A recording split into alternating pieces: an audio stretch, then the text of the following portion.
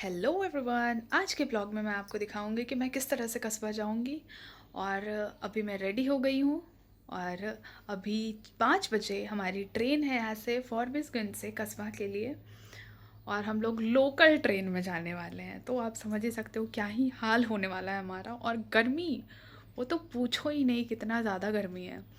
और रेडी हो गए हैं, मेरी बैग पैक हो गई है। So let's go. रेडी हो गए, सामान वगैरह ले लिए और अभी हम लोग निकल रहे हैं यहाँ से स्टेशन के लिए। तो सबसे पहले पहुँचेंगे स्टेशन। और हमारी ट्रेन है 5 बजे की और गर्मी तो बहुत ही ज़्यादा है, तो चलिए देखते हैं।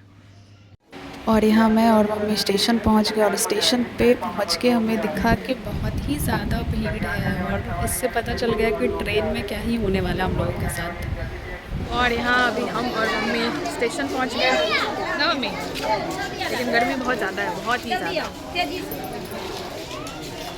और यहाँ पे भीड़ देख के मुझे और मम्मी का तो पहले से god, there is lots of crowd. हम लोग सीट पर बैठ गए हैं, बहुत ज़्यादा भीड़ था लेकिन बहुत अच्छे से बैठ गए। और हमारी ट्रेन यहाँ से खुल गई है, चल दी है फॉरबिसगंज से। और यहाँ हमारी ट्रेन चल दी फॉरबिसगंज स्टेशन से। और आज हम लोग जा रहे हैं कस्बा आश्रम। तो यहाँ से प्रॉपर 1.5 घंटे लगने वाली है। हमारी ट्रेन चल दी है फॉरबिसगंज से। Window seat. और कस्बा पहुँचने से पहले मैंने बहुत सारी वीडियोस बनाई, लाइक फॉरबिसगंज का ये व्यू आप देख रहे हो, ये है हमारी सिटी फॉरबिसगंज। और यहाँ पे मतलब अभी वेल डेवलप्ड तो नहीं है, बट डेवलपिंग अभी ऑन प्रोसेस है। तो यहाँ मैं ट्रेन से निकली और फिर बीच बीच में मेरे को ऐसा है कि मुझे जर्नी पे बहुत ज़्यादा भूख लगती है। और मुझे ऐसा था कि मुझे कुछ ना कुछ तो खाते हुए जाना है। तो मैं मस्त रास्ते भर, पूरे रास्ते में कुछ ना कुछ खाते हुए बस 1.5 घंटे में पहुँच गए। सबसे पहले तो मैंने खाई झाल मुढ़ी, से पहले मैंने खाई टेढ़े मेढ़े, और उससे पहले मैंने खाई लेज़। तो मतलब एक पैकेट लेज़ खाया मैंने, फिर उसके बाद एक पैकेट जो है बिंगो टेढ़े मेढ़े खाया। फिर ये सब खाते खाते फिर मेरे को अचानक से दिखा कि झाल मुढ़ी वाला आया हुआ है। तो मैंने मम्मी को बोला कि मम्मी यार मुझे झाल मुढ़ी खाना है।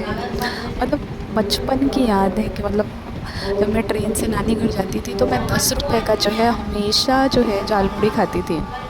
और नाना जी के साथ जाती थी तो बिल्कुल मुझे तो खाना ही होता था झाल मुढ़ी। तो मैंने मम्मी को काफ़ी ज़्यादा बोला कि मम्मी मुझे झाल मुढ़ी दिला दो, मुझे झाल मुढ़ी दिला दो। तो मम्मी बोली ठीक है चलो दिलवा देते हैं। तो वो झाल मुढ़ी वाला बस बगल से निकल ही रहा था, तो मम्मी बोली कि मम्मी 10 रुपये का बनवा दो।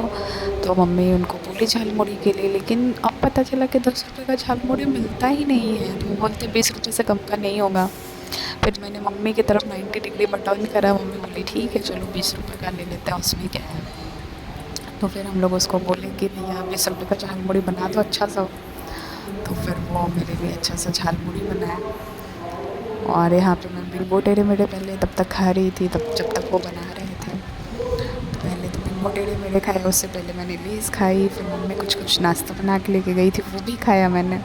फिर मैं लगी झाल मुढ़ी खाने, और इतना टेस्टी झाल मुढ़ी था। और मेरा खुशी तो आप लोग देख ही सकते हो मेरे चेहरे पे। मैं बहुत ही ज़्यादा खुश हो गई कि वाह झाल मुढ़ी, मतलब ये एकदम वही टेस्ट था जो ट्रेन में मैं हमेशा खाते हुए नानी घर जाती थी। तो मुझे तो बहुत मज़ा आ रहा था और मैं बहुत ही ज़्यादा इंजॉय की कि इस तरह से। मुझे तो मन कर रहा था काश ये ट्रेन यहाँ पर रुक जाती लोकल में, तो मैं उतर के मस्त जाती, फ़ोटो शूट करवाती एकदम मज़े से।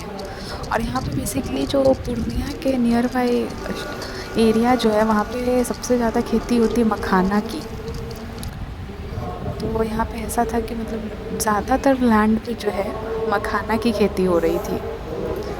और मम्मी फिर एक अंकल बैठे हुए थे, उनसे हम लोग पूछने लगे कि किस तरह से यहाँ पे सारी चीज़ें होती हैं मखाना से रिलेटेड। तो वो बाकी सारी चीज़ें भी हमें बताए।